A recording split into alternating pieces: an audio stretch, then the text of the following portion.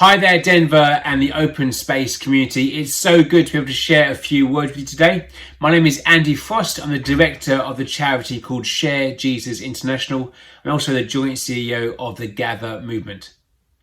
That phrase, culture eats strategy for breakfast. Culture eats strategy for breakfast. I find it really helpful. Many local churches have a great vision for their community, a great strategy, and yet somehow the culture limits that vision becoming a reality.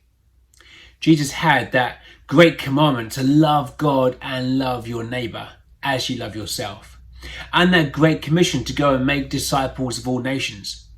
But he also fostered a culture with his disciples that would allow those things to become reality.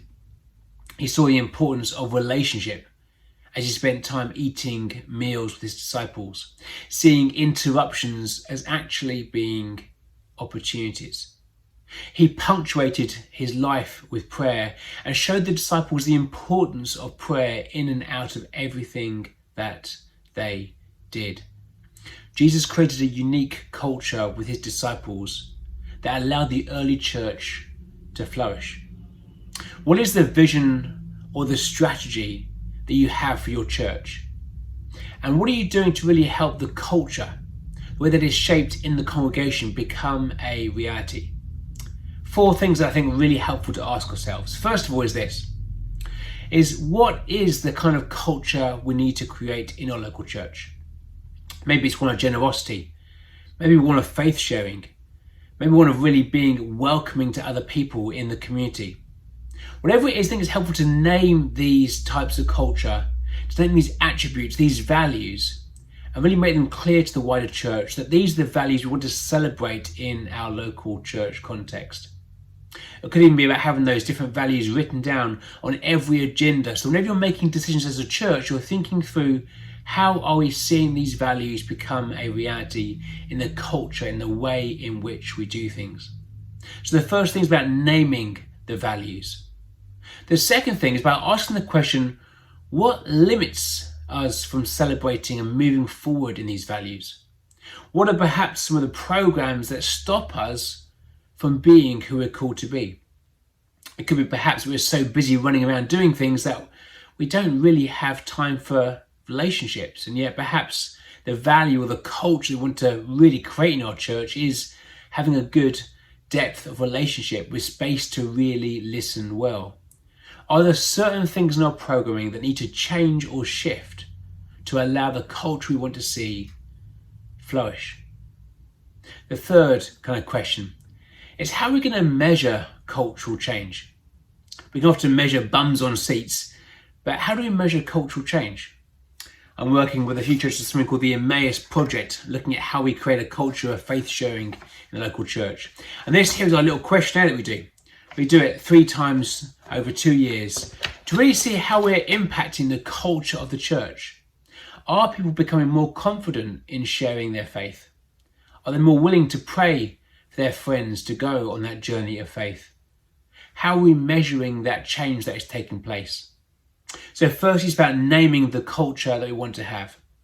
Second of all, about asking what limits the culture from becoming a reality. Thirdly, how are we going to track and monitor cultural change to see how we're moving things forward? And finally, are there some new habits we can create to help us flourish in this new culture? They say culture is made up of habits, and a habit is basically 3 things. It's a cue, an action, and a reward. In the morning, that is the cue. The action is I make coffee. The reward is I feel better. What are some of the habits we need to create perhaps around how we do church to really see those values, to see that culture transformed and changed? Perhaps if it is about becoming a more welcoming church, then the cue is we meet somebody new. The action is we really look to connect with them, to listen well. And the reward is we help them to feel part of the church community. Or if it's faith sharing, what is the cue? What is it the moment when somebody asks me something about my faith? What is the action? What do I say when I'm asked about my faith? And thirdly, what is the reward? What does success look like in that situation? So wherever you are, whatever you're doing, whatever local church you're involved with, I pray you have a great and ambitious vision and strategy for your church. But they'd also be thinking about the culture that you are creating. Jesus created a certain culture with his disciples. What is the culture that you're creating? Will you name some of those values? Will you look at perhaps some of the things that limit those values becoming a reality? Will you track progress and see how you can really monitor that culture being transformed and changed? And will you create some new habits around the culture, the values you want to celebrate, that will really make a difference? May God bless you as you serve in your local church. May you see God do incredible things, and may your culture flourish.